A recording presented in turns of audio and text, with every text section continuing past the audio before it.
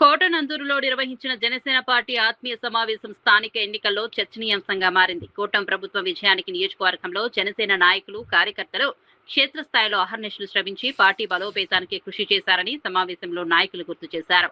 అయితే ప్రభుత్వం ఏర్పడిన తర్వాత స్థానిక అభివృద్ధి కార్యక్రమాలు, పాలనాపరమైన నిర్ణయాల్లో జనసేన శ్రేణులకు తగిన ప్రాధాన్యం దక్కడం లేదని ఆవేదన వ్యక్తం చేశారు.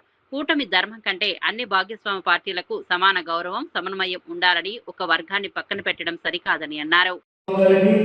అలాగే ముఖ్యంగా ఈ కాన్ఫరెన్స్ ఇన్ఛార్జి నా సోదర సమానమైనటువంటి బోర్డుశెట్టి గణేష్ గారికి, అలాగే డైరెక్టర్స్, అలాగే జిల్లా కార్యవర్గ సభ్యులకు, ముఖ్యంగా ఇక్కడ విచ్చేసిన నా జనసేన కుటుంబ సభ్యులకు, నా అక్క చెల్లెమ్మలు, ఇంత చక్కటి కార్యక్రమానికి నేను మీ మనలో రావడం చాలా ఆనందకరంగా ఉంది. ఈరోజు ఒకటే చెప్తున్నా, ఇవాళ మన అధ్యక్షుడు పవన్ కళ్యాణ్ గారు భారతదేశంలో ఏ నాయకుడు లేనంత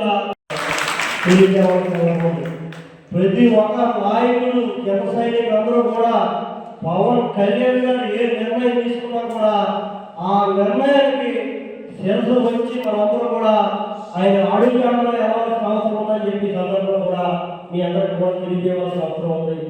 ఏదైతే పవన్ కళ్యాణ్ గారు కూటమిలో, ఏదైతే పవన్ కళ్యాణ్ గారు, చంద్రబాబు నాయుడు గారు ఏదైతే డబుల్ సర్కార్ ముందుకు తీసుకెళ్తున్నారో మనందరూ కూడా నాయకుడి ఆదేశాల ప్రకారమే మనం ముందుకెళ్ళాలి తప్ప ఏ ఒకరి సొంత అజెండా ఉండకూడదని చెప్పి సందర్భంలో కూడా మీ అందరికీ కూడా తెలియజేయవలసిన అవసరం ఉంది.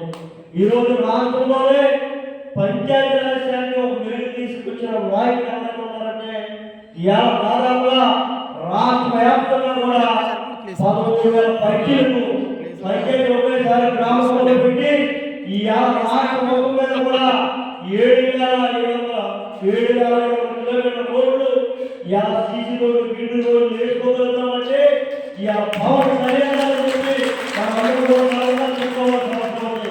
ఈరోజు అభివృద్ధులు కాగానే పల్లి పిలుపనే పేరుతో ఇలా గిరిజన గ్రామాల్లో కూడా రోడ్ల తండాల్లో కూడా పోటీ గ్రామాలు వేసి ఆ గిరిజన తండాల్లో కూడా రోడ్లు వేసే కార్యక్రమాలు కూడా ఇలా పవన్ కళ్యాణ్ గారు తీసుకోవాలని చెప్పి మనందరూ కూడా జనంలో చెప్పాలి.